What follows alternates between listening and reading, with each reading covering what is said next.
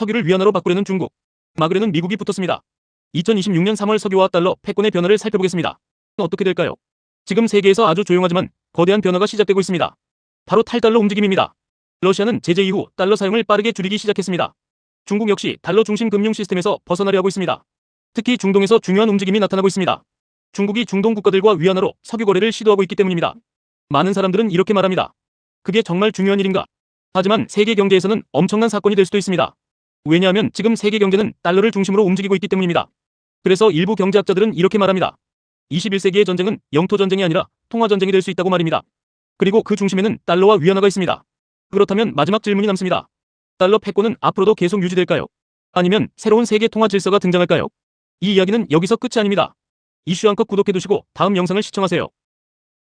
요즘 주요소가 보면 기름값이 갑자기 많이 오른 걸 느끼셨을 겁니다. 오늘 기준 전국 평균 휘발유 가격은 리터당 약 1830원 정도까지 올라왔습니다. 서울은 약 1870원대, 일부 주유소는 1900원 가까운 가격도 나오고 있습니다. 이렇게 기름값이 오른 이유는 최근 미국과 이란 갈등 등 중동 긴장 때문입니다. 세계 석유의 약 20%가 지나가는 곳이 호르무즈 해협인데 이 지역이 불안해지면 석유 가격이 바로 올라갑니다. 그래서 한국처럼 석유를 대부분 수입하는 나라는 기름값이 빠르게 영향을 받습니다. 최근 이재명 대통령도 국무회의에서 위기 상황을 이용해 기름값을 과하게 올리는 행위는 강하게 대응해야 한다고 말했습니다. 그래서 정부는 필요하면 기름값 최고 가격제, 즉 가격 상한선을 두는 정책까지 검토하고 있습니다. 사실 이런 유가 급등은 처음이 아닙니다. 2008년 금융위기 직전 국제유가는 배럴당 147달러까지 치솟았고 한국 휘발유 가격은 리터당 약 1948원까지 올랐습니다. 또 2022년 러시아와 우크라이나 전쟁 때는 국내 휘발유 가격이 리터당 2000원을 넘기도 했습니다. 여기서 중요한 점이 하나 있습니다. 전쟁이 나면 사람들은 보통 총과 미사일을 떠올리지만 경제에서는 기름이 가장 먼저 움직입니다. 그래서 전문가들은 유가는 세계 정치의 온도계라고 말합니다. 즉 앞으로 기름값을 보면 전쟁이 커질지 세계 경제가 불안해질지 어느 정도 미리 알 수 있다는 뜻입니다.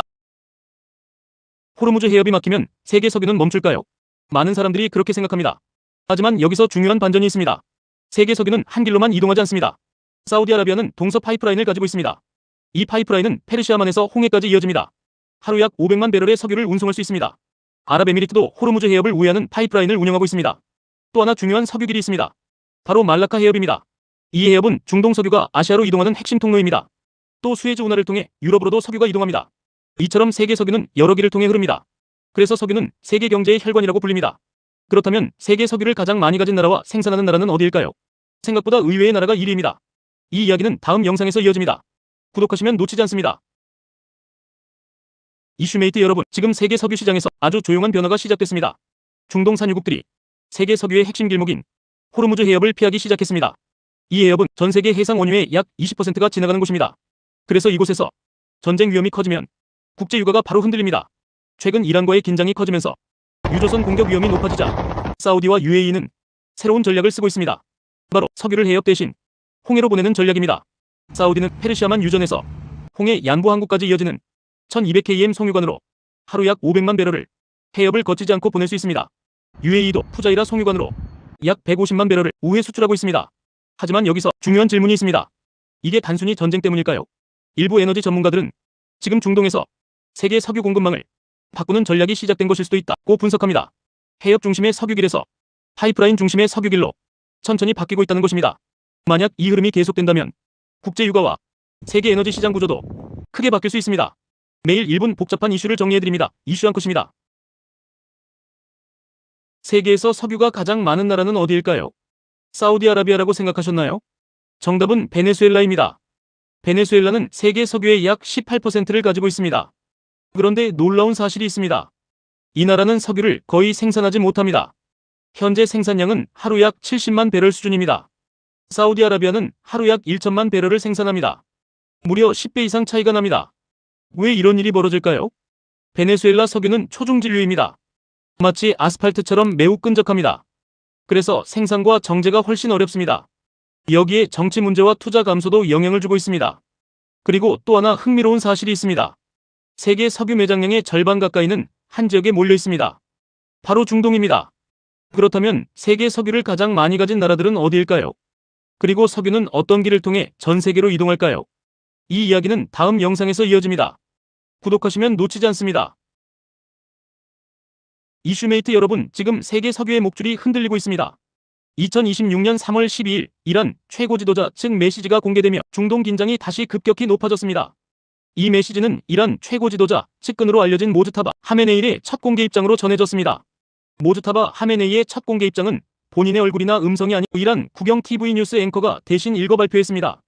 메시지의 핵심은 단 하나였습니다. 피해 복수를 주저하지 않겠다는 강경 경고였습니다. 이 발언은 2026년 3월 12일 뉴욕타임스와 로이터 등 주요 외신을 통해 전 세계로 확산됐습니다. 이란은 특히 호르무즈 해협 문제를 강하게 언급했습니다. 호르무즈 해협은 전 세계 원유 해상 운송량의 약 20%가 통과하는 핵심 통로입니다. 하루 약 2천만 배럴 이상의 원유가 이 해협을 통해 이동합니다. 실제로 긴장은 이미 바다에서 시작됐습니다. 2026년 3월 11일 밤 이라크 남부 바스라 인근 항구에서 유조선 두 척이 공격을 받아 화재가 발생했습니다. 이라크 정부는 해당 사건을 해상 공격 가능성으로 조사 중이라고 발표했습니다. 같은 시기 미국도 강경 메시지를 내놨습니다. 2026년 3월 11일 미국 대통령 도널드 트럼프는 인터뷰에서 사실상 이란의 핵 위협은 막아냈다고 밝혔습니다. 이스라엘 총리 베냐민 네타냐후 역시 2026년 3월 12일 성명에서 이스라엘을 위협하는 세력에 대해 단호히 대응할 것이라고 밝혔습니다. 미국 국방부는 중동 지역 미군 경계 태세를 강화했다고 발표했습니다. 국제에너지기구는 중동 충돌이 장기화될 경우 글로벌 원유 공급 충격 가능성을 경고했습니다. 전문가들은 이번 상황을 단순한 전쟁이 아니라 에너지 패권 충돌로 보고 있습니다.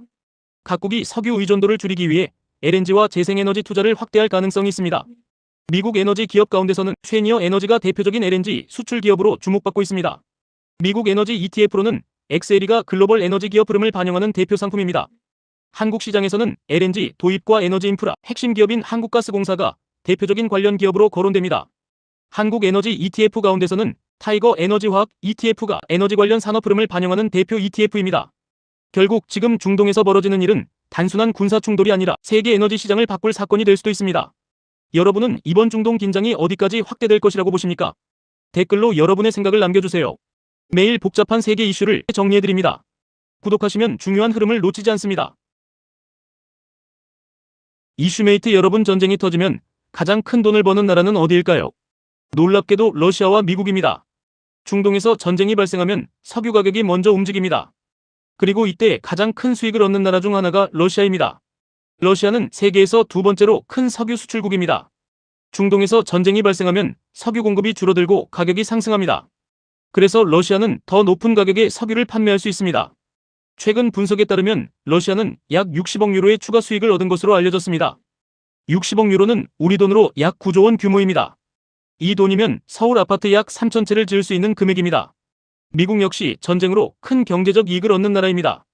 러시아 우크라이나 전쟁 이후 유럽은 러시아 가스를 사용할 수 없게 되었습니다. 그래서 유럽은 미국에서 액화천 연가스를 대량으로 수입하기 시작했습니다. 미국 LNG 수출 규모는 약 1,200억 달러까지 증가했습니다. 1,200억 달러는 우리 돈으로 약 160조 원 규모입니다. 이 금액은 대한민국 1년 국방 예산보다도 큰 규모입니다. 전쟁은 비극이지만 세계 경제에서는 예상치 못한 승자가 등장합니다. 돈의 흐름이 궁금하다면 이슈 한 컷 구독하시고 다음 영상도 이어서 보세요. 구독하시고 중요한 정보 놓치지 마세요.